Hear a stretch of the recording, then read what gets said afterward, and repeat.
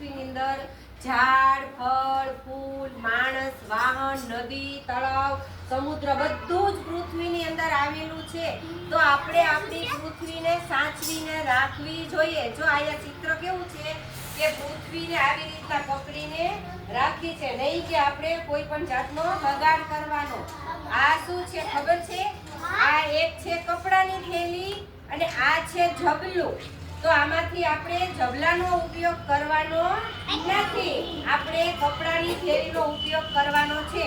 આપણે જો ઝબલા વાપરશું તો આ બધું દરિયામાં એમાં તણાઈ જશે, તો આપણા વાતાવરણને પર્યાવરણને નુકસાન કરે. એટલે ઝબલાનો ઉપયોગ કરવાનો નથી.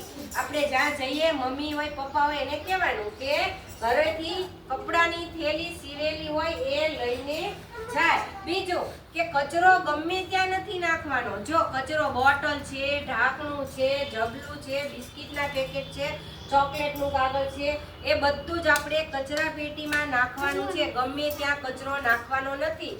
એ બધું તણાઈ જશે તો દરિયામાં જશે, ગટરું ભરાશે અને આપણા પર્યાવરણને નુકસાન થશે.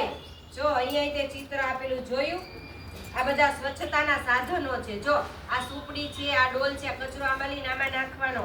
પછી આ બધું કચરો, આ સાવનો છે અને આ દાંતીઓ છે. એટલે કે આપણે શરીરની પણ આપણે સાથે સ્વચ્છતા રાખવાની છે.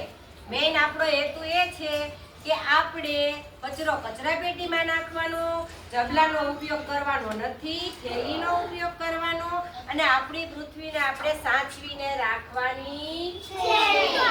પૃથ્વી છે ગોળ, પૃથ્વી હોય ગોળ, બરોબર? તો આની અંદર જો જાજુ પાણી છે હો, આમાં રહેવાનો ભાગ ઓછો છે. આ લીલો ભાગ છે એની અંદર આપણે રહીએ છીએ અને આ બધું પાણી છે, જાજુ પાણી અને ઓછું રહેવાનું.